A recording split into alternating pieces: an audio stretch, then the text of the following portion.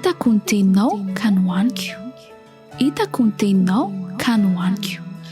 Famerenana ny lesona sekoly sabata ho an'ny lehibe arahinao eto amin'ny Hope Fire Radio miaraka amin'ny imprimerie adventiste. Hitako ny teninao ka nohaniko, hitako ny teninao ka nohaniko.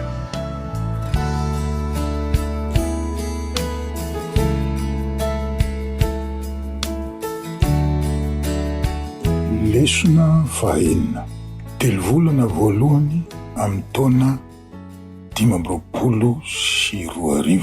Lohatenin'ny lesontsika tamin'ity herinandro ity, Andriamanitra dia nirariny.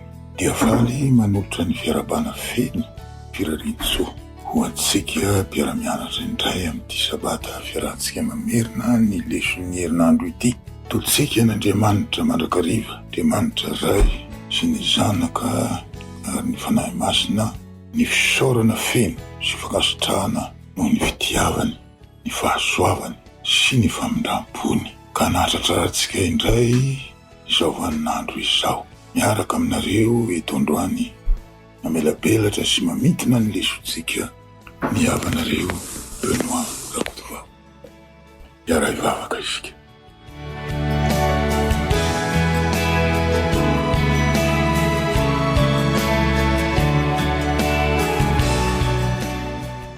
Rainay masina indrindra ny danitro, velom-pisaorana anao marakariva ny fonay no ny fitiavanao lehibe. Ka mbola velinaina izahay amin'izao vaninandro sarotra misy anay izao. Tolotray anao mandrakariva ny saotra ny tera, ny haja ary ny voninahitra izay anao hatramin'ny taloha indrindra ndraka kehitriny ary ho mandrakizay. Ndreto izahay hiaraka hamerina indray ny lesona ny anaranay tamin'ny herinandro. Ka mangataka aminao izahay mba harotsakao aminay ny fananao masina hitaridalana anay.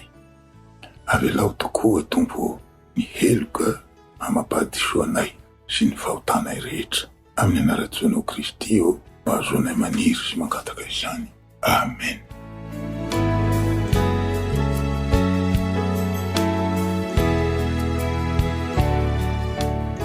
Toy izao ny tsy anjerintsika, fa izay te hirehareha dia aoka hirehareha amin'izao, dia ny fahendreny sy ny fahalalany ahy hoy Jehova, izay manao famindram-po sy fitsarana marina ary fahamarinana ety ambony tany. Fa izany no sitrako hoy Jehova ao amin'ny Jeremia 7:17. Io tsy anjerintsika io ihany dia mamitina ny lesontsika manontolo. Fa ilay Andriamanitra topoitsika, ny Andriamanitra sy ny Baiboly, dia manao famindram-po sy manao fitsarana marina, ary izany no toetrany hatramin'ny taloha indrindra ka ho mandrakizay. Fa mifanohitra tanteraka amin'ireo andriamanitsy izy tamin'ny andro fahiny izany hoy ny lesontsika, ary mifanohitra ihany koa amin'ireo andriamanitra moderna amin'izao androntsika izao.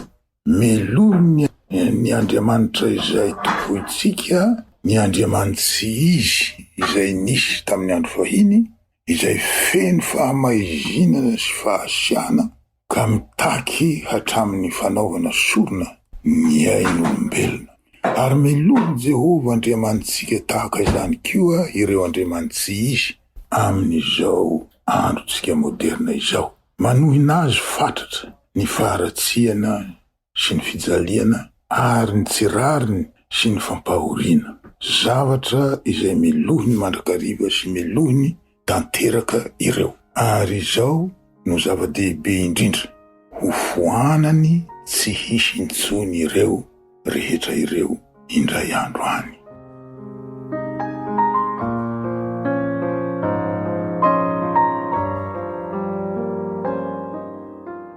Leson'ny Alahady 2 Febroary taona 2024. Lohateny ny fitiavana sy ny rariny. Ny fitiavana sy ny rariny. Toko sy andininy vitsivitsy no hovakitsika. ao amin'ny Salamo 3:30 ny 5:5. Zao ny voasoratra: tia fahamarinana sy rariny izy, henika ny famindram-pony Jehova ny tany. Ao amin'ny Isaia 2:1, 5:9, toy izao ny vaky ny teny: fa izaho Jehova dia tia rariny, halako ny fandrombahana amin'ny faharatsiana, homeko ny valinasany amin'ny fahamarinana izy, ary fanekena mandrakizay no ataoko aminy. Amin'ny Salamo 5:20 ny 10 dia mivaky toy izao koa: mihaona ny famindram-po sy ny fahamarinana, mifanoroka ny rariny sy ny fihavanana. Ireo zany andiny vitsivitsy izay novakitsika, manambara mazava ireo toko sy andininy ireo novakitsika teo zany, fa tia fahamarinana Andriamanitra. Tsy afa-misaraka ny fitiavana sy ny rariny ao amin'ny soratra masina. Miara-dalana ny fitiavan'Andriamanitra sy ny fahamarinany, ary mahasarotiny azy tokoa ny ampiharana ny fahamarinana sy ny rariny eto amin'ity tontolo ity. Ity tontolo ity no voalazan'ny lesontsika eto, ary marina izany, fa tsy mila mandeha lavitra akory isika, fa eto amintsika eto Madagasikara fotsiny ihany dia mahita isika ireo Andriamanitra moderna voalaza ireo. Anisan'ireo Andriamanitra ireo, Andriamanitra moderna voalazantsika ireo, ny vola. Taminay fijoroana olombelona kely zany ity, taminay tany avarabaratra nosy tany, tamin'ny andro taloha, rehefa ny tany no atao hoe misy kosa, izay ny voambolana ampiasainay, kosa. Dikan'izay dia efa tsy misy maka intsony ny tany iny. Ny atao hoe kosa, voambolana amin'ny fitenim-paritra zany izay ampiasaiko zay, dia marika ahafantarana fa efa nisy namandrika ilay tany. Asiana voly kely, ohatra volena akondro, ohatra iray fotony, 2 fotony, na fary ohatra volena eo, 1 fotony, 2 fotony, na asiana tranotrano kely. Rehefa mahita ireo marika ireo ny olona, dia mahafantatra izy zay fa tany efa nisy namandrika iny, ka miala tsy moramora izy dia mandeha antoeran-kafa tany halaina.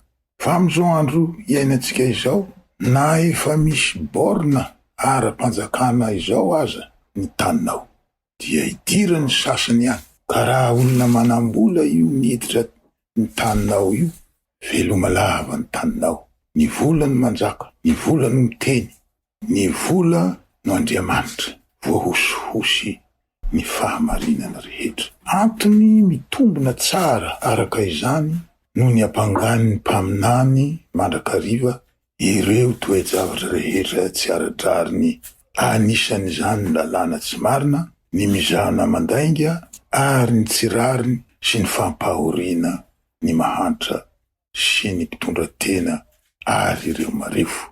Asa mbarahoviana Jehova Andriamantsika, mba handefa mpaminany aty amintsika tahaka ny nataony fahiny. Manohy hatrany ny fanaovan-dratsy sy ny tsy rariny samy hafa ny olona, fa Andriamanitra kosa manao famindram-po sy fitsarana marina ary fahamarinana ety ambonin'ny tany mandrakariva. Ao amin'ny Jeremia 9:17. Noho izany, hita manerana ny soratra masina ireo mahatoky amin'Andriamanitra izay miandrandra fatratra ny fitsarany tahaka ny zavatra tsara, satria mitondra fahamaizana ho an'ireo mpanao ratsy sy mpampahory izany, ary mitondra rariny sy fanafana ho an'ireo hiarany tsy fahamarinana sy ny fampahoriana kosa. Raha ny marina dia ny fahamarinana sy ny rariny mihitsy no fanorenany ny fitondram-panjakan'Andriamanitra soratra voasoratra amilesitsika izany. Marina sy mahitsy ny fitondran'Andriamanitra feno fitiavana samy hafa tanteraka amin'ireo fitondram-panjakana feno kolikoly eto amin'izao tontolo izao, izay matetika no mampanjaka ny tsirariny ho an'ny fahefany sy ny tombotsoany manokana. Mihaona ny famindrampo sy ny fahamarinana, mifanoroka ny rariny sy ny fihavanana ao amin'Andriamanitra. Araky ny fanjaka teo amin'ny Salamo 5:20 ny 15. Ambaran'Andriamanitra mazava izay andrasany amintsika. Hoy izy hoe, ry olombelona, efa naseho anao izay tsara sy izay ilainy Jehova aminao. Dia zao ihany, ny hanao ny marina sy ho tia famindrampo ary ny hanaraka an'Andriamanitra ao amin'ny fanetsetena. Ao amin'ny Mika 4:9 no namakitsika izany. Raha misaintsaina ny amin'ity toetran'Andriamanitra ity isika, dia ny fitiavana sy ny rariny ary ny famindrampo no tokony ho ivony izany.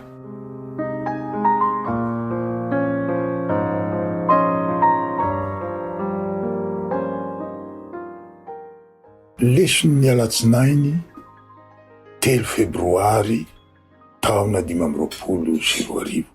Tsara sy marina tanteraka Andriamanitra. Tsara sy marina tanteraka Andriamanitra. Tsy hoe tia ny rariny ary miantso ny olona ho tia sy ampiatra izany fotsiny Andriamanitra, fa asehony amin'ny fomba tonga lafatra sy mafiorina mihitsy izany toetra izany. Mampianatra antsika ny soratra masina fa feno sy tanteraka ny fahamarinan'Andriamanitra sy ny fahatokiany ary ny fahamarinany sy ny fitiavany.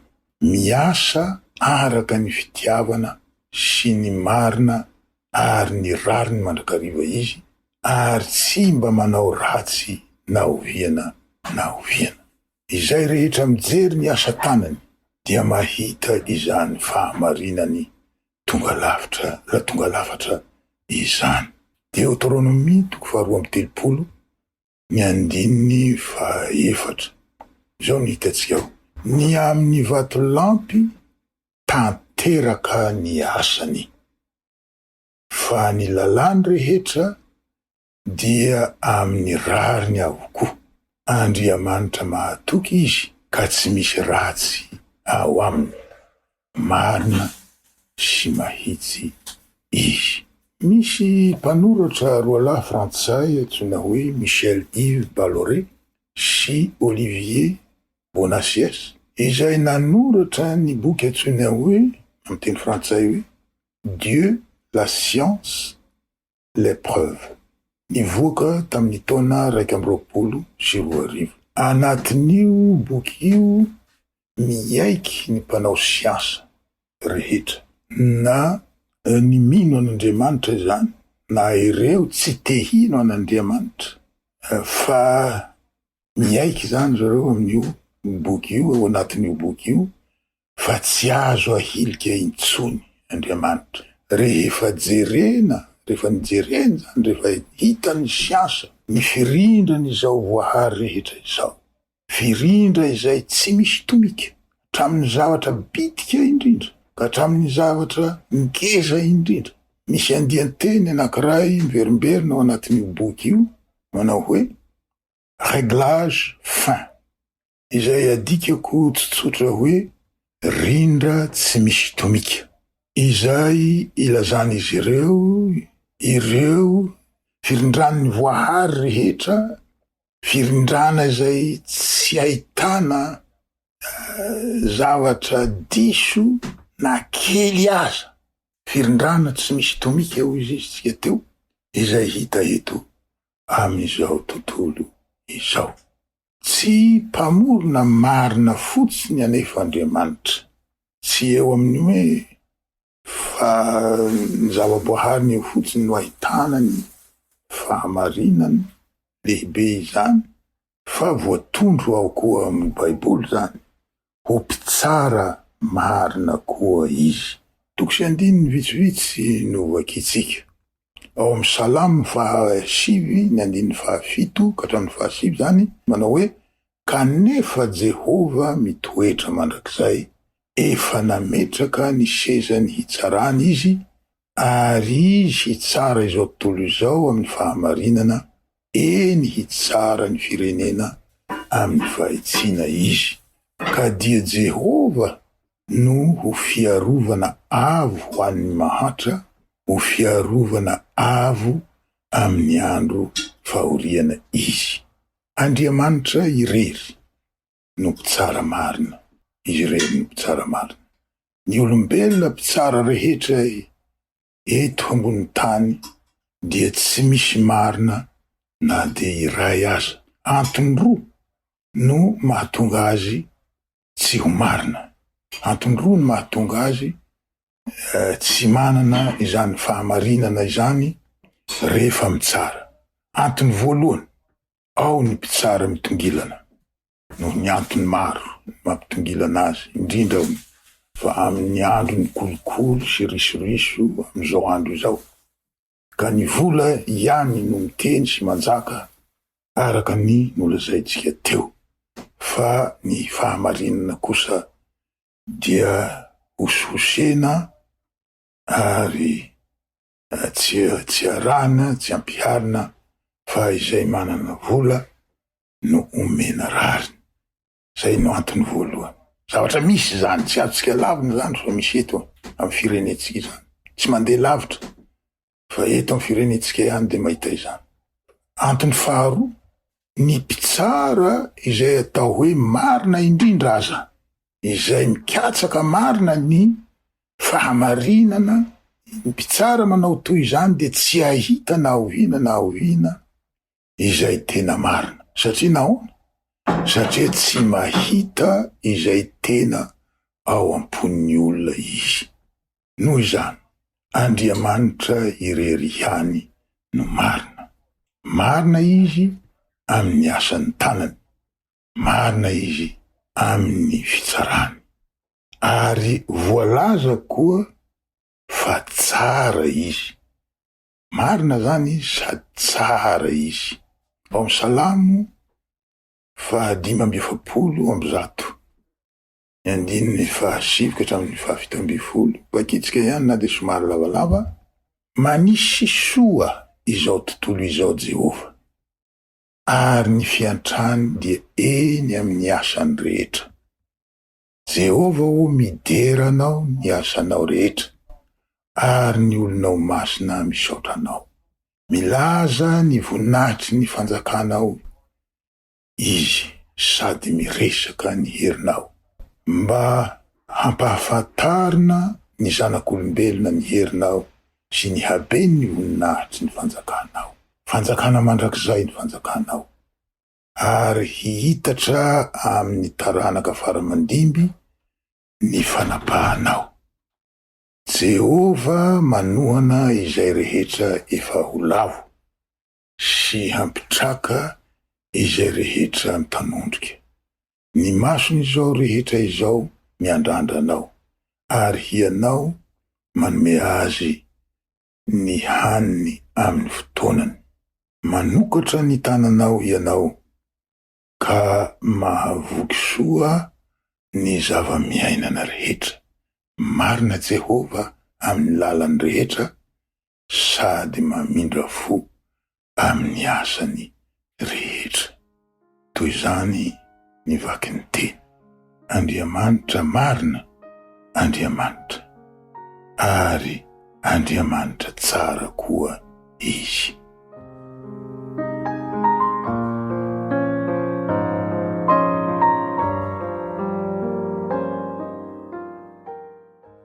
Talata, leson'ny talata 4 Febroary ny taona 2022. Tsy miovaova ny toetran'Andriamanitra. Tsy miovaova ny toetran'Andriamanitra. Tia ny rariny Andriamanitra. Tsy hoe tia ny marina fotsiny izy, fa marina koa izy. Ary tsy fe marina fotsiny ihany, fa marina tanteraka. Sina tsindriny izany hoe tanteraka. Marina tanteraka amin'ny ataony rehetra izy. Lalàna marina tanteraka no napetrany teo amin'ny zavaboahariny.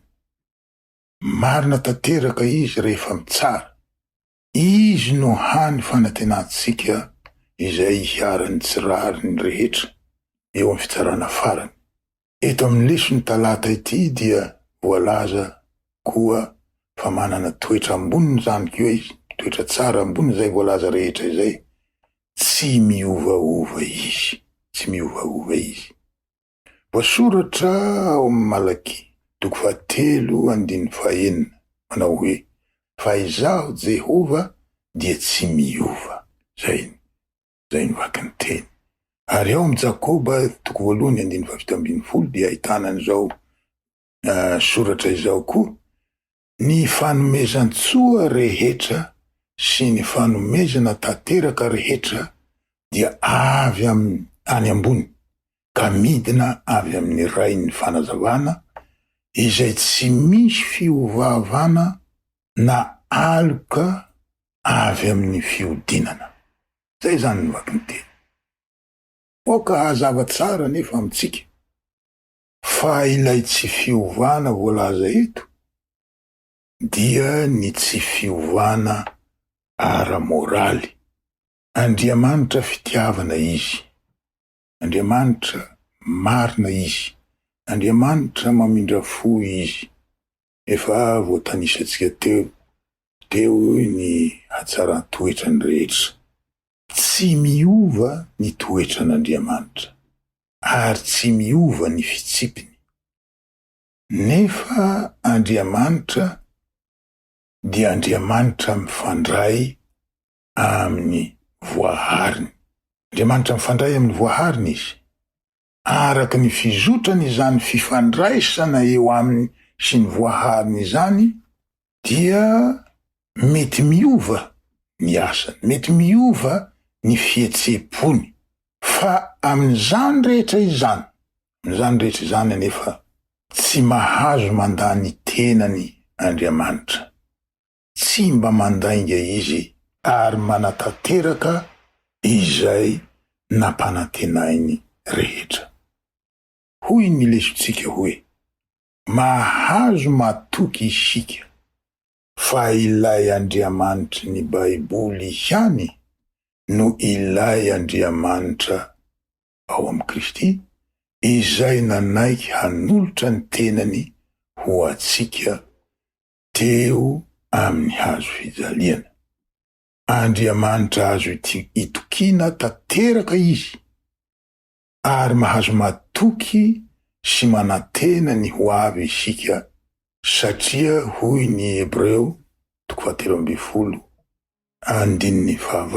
manao hoe: Jesosy Kristy no tsy miova omaly sy anio ary mandrakizay.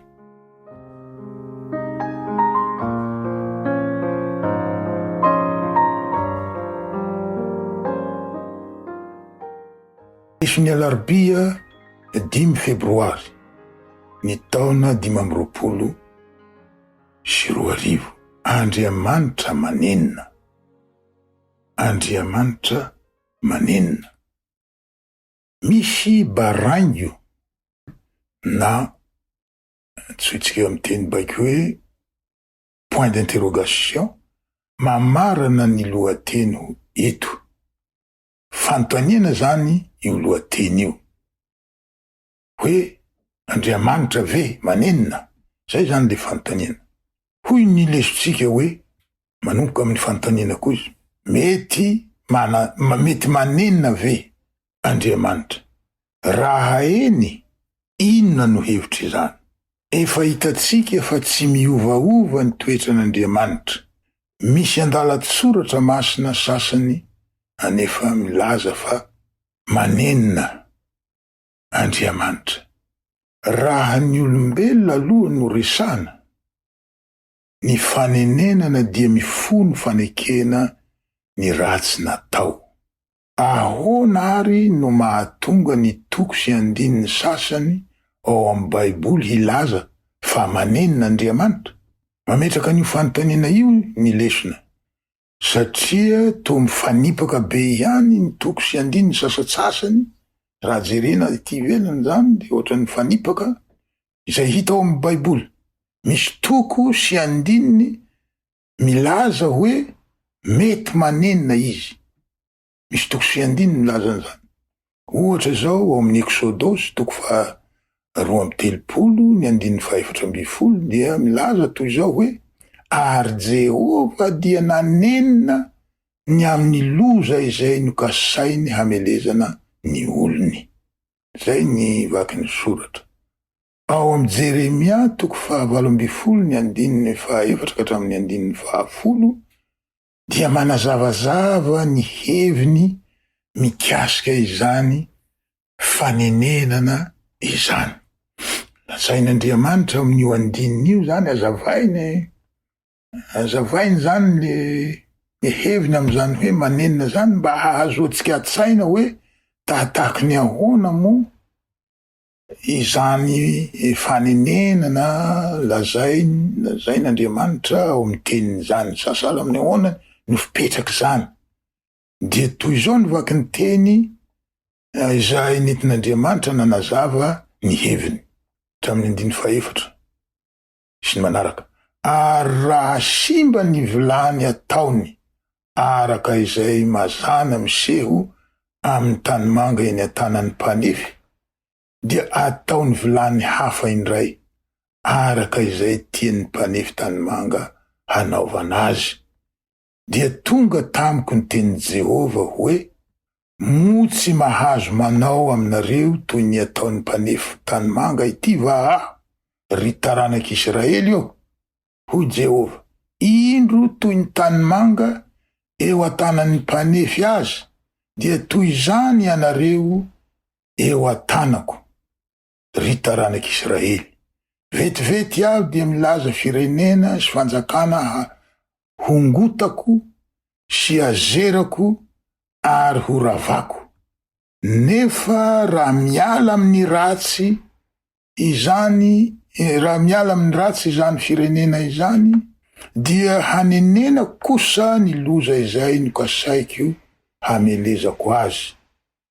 Ary vetivety kosa aho dia milaza firenena sy fanjakana haoriko sy amboleko, nefa raha manao izay ratsy eo masoko izy ka tsy mihainy ny feoko, dia hanenena kosa ny soa izay nolazaiko hanasoavako azy. Zay zany ny andininy sasatsasany izay milaza an'Andriamanitra izay manenina. Misy koa etsy andaniny toko sy andininy milaza fa tsy manenina izy.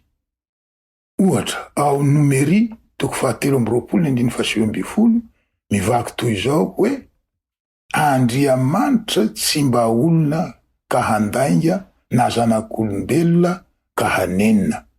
Moa efa nilaza va izy ka tsy efainy, na efa niteny va izy ka tsy ho toviny? Zay ny voasoratra. Ao amin'ny Samuela voalohany 15:20 dia toy izao koa ny vaky ny teny. Ary koa ny tokin'ny Israely tsy mba handainga na hanenina, fa tsy olona izy ka hanenina. Manambara mazava ireo toko sy andininy ireo fa tsy olona izy ka hanenina. Ary koa Andriamanitra tsy mba olona ka handainga na zanak'olombelona ka hanenina. Voalaza mazava tsara zany. Ka iza amin'ireo ary amin'ny toko sy andininy vakitsika ireo izay toa mifanipaka ihany, iza amin'ireo no marina? Manenina ve Andriamanitra sa tsy manenina? Hoy ny lesontsika mamaly izany hoe ny famakiana ireo toko sy andininy ireo miaraka amin'ny andalatsoratra masina hafa dia mandiso ny fiheverana fa tsy manenina na oviana Andriamanitra. Izao kosa ny tiany hambara tsy manenina tahaka ny fanenenany olombelona Andriamanitra. Hazony ny mandrakariva ny teny fikasana, ary raha miova arakaraky ny fibebahan'ny olona ny lalany, dia ataony araka ny fahatsarany sy ny teniny mandrakariva izany. Manenina no ny loza saika hamelezany ny olona Andriamanitra rehefa mibebaka izy ireo. Izany dia noho ny fahatsarany sy ny fahamarinany ary ny fitiavany sy ny famindram-pony. Zay zany ny fanazavana. Ny manenina zay lazain'Andriamanitra eto zany dia rehefa miova ny fihetsiky ny olona, miala amin'ny faharatsiana ny olona, miala amin'ny fahotany ny olona, dia raha nisy fikasana nataony hanafay izany firenena izany, dia miala am'izay heviny voalohany izay izy. Zay zany ny momba ny fanontaniana iny hoe manenina ve Andriamanitra.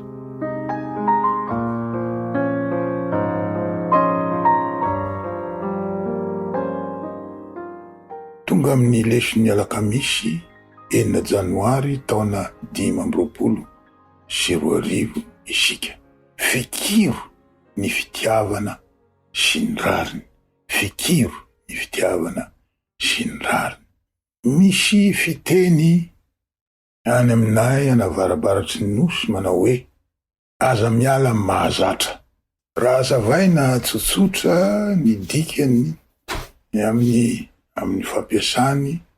fampiasandry zareo an'izany fomba fiteny izany, dia tahaka izao ny dikany aza miala amin'ny azo antoka. Satria ny mahazatra voalaza eto dia izay efa nampiasaina, efa nampiarina teo amin'ny fiainana, efa nifaneraserana teo amin'ny fiainana, ka nahitam-bokatra tsara hatrany hatrany, ka azo ametrahana fitokisana tanteraka. Izay zany ny voalaza eto. Aza miala amin'ny mahazatra. Ampianary ny soratra masina antsika mandrakariva fa Jehova Andriamanitra ao ihany no Andriamanitra, dia Andriamanitra mahatoky, izay mitandrina fanekena sy famindram-po amin'izay tia azy sy mitandrina ny didiny hatramin'ny taranaka arivo mandimby. Ao amin'ny Deutéronomia 7:7 no ahitantsika izany. Koa aza miala amin'io Andriamanitra marina io isika. Aza miala amin'io Andriamanitra mahatoky io. Aza miala amin'io Andriamanitra tsy miovaova io. Amin'io Andriamanitra izay tia atsika io. Efa nasehony tamin'ny fahafatesan'i Jesosy Kristy teo amin'ny hazo fijaliana izany fahatsarany sy ny fitiavany izany, ary io no porofo faratampony azo atsika antoka izany fitiavany izany.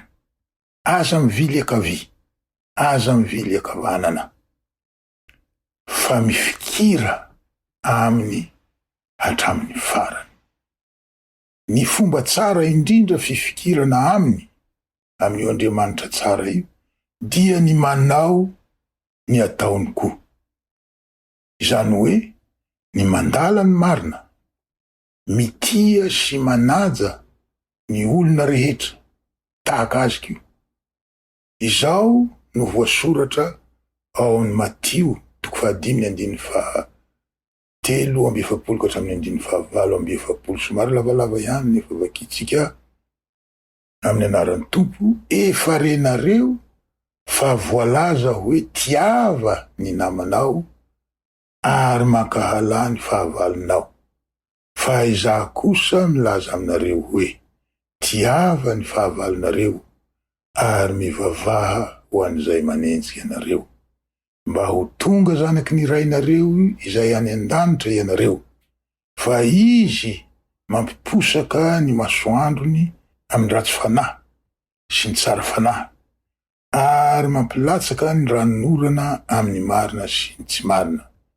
Fa raha izay tia anareo ihany no tianareo, inona no valim-pity azonareo?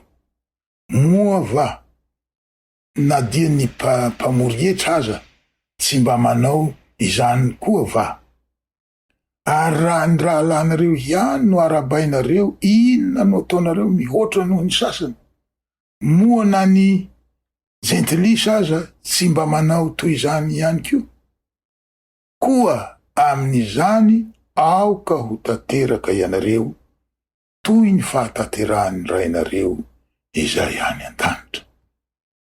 Zay zany vaky ny teny. Fitiavana tahaka izany no fitiavana tian'Andriamanitra ananantsika zanany. Mety misy toe-javatra azo atsika mampiasa ny fitendrazantsika hoe tsy handefitra manana ny marina aho. Fa indretsika olombelona zany, ary ekeny ny kolotsaina ho fahendrena izany ka ankatoavina. Fa ny hafatra Andriamanitra amintsika kosa dia izao, zay hitatsika ao amin'ny Hosea 2:17, manao hoe tandremo ny famindram-po sy ny rariny, ary miandrasa an'Andriamanitra ao mandrakariva. Tandremo ny famindram-po, aoka hamindra-fo zany sika. Ary raha mihevitra manana ny rariny, manana ny marina isika, dia hoy ny hafatra ho atsika eto hoe miandrasa an'Andriamanitra ao mandrakariva. Miandrasa an'Andriamanitra ao mandrakariva.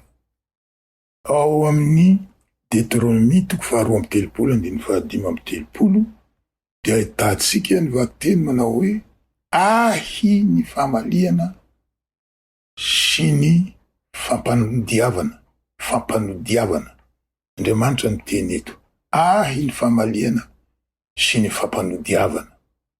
Fahendrena tokony hianarantsika koa izany miandry ampaharetana ny fitsaran'Andriamanitra izany. Fa any amparany voasoratra ao amin'ny soratra masina zany, any amparany ny voaharin'Andriamanitra voavonjy rehetra dia hihira manao hoe lehibe sy mahatalanjona ny asanao tompo ô Andriamanitra tsy to, mahitsy sy marina ny lalanao. Ry mpanjaka mandrakizay, iza no tsy hatatro, ary iza no tsy hankalaza ny anaranao tompo ô? Fa ianao ihany no masina, ary ny firenena rehetra ho avy hiankohoka eo anatrehanao. Fa efa naharihary ny fitsarana marina nataonao. Ao amin'ny Apokalipsy 15:3-4 no ahitantsika izany. Ka dia tahaka izay indray zany ny famitinana ny lesontsika tamin'ity herinandro ity. Misaotra anareo ny haino hatramin'ny farany, ka hiaraka hivavaka isika.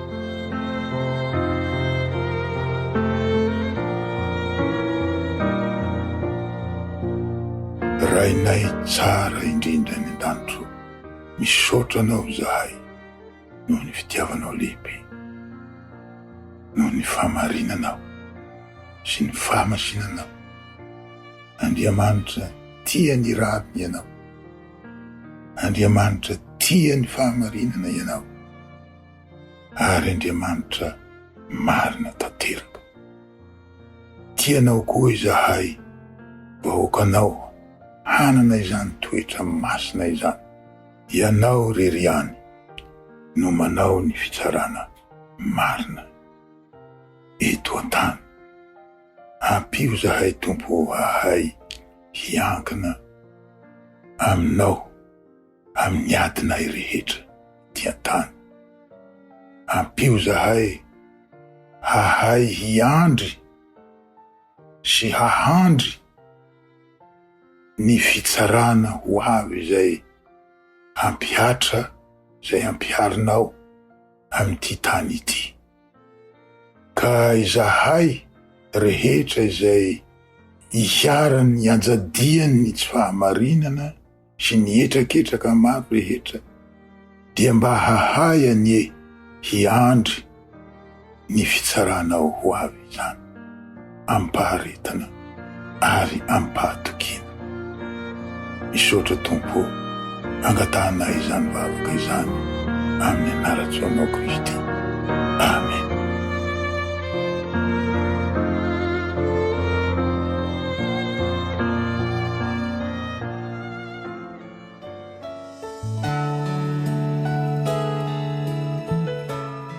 Hitako ny teninao ka nohaniko.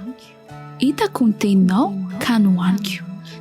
Famerenana ny lesona sekoly sabata ho an'ny lehibe arahinao eto amin'ny Hope Fire Radio miaraka amin'ny Imprimerie Adventiste. Hitako ny teninao ka nohaniko. Hitako ny teninao ka nohaniko.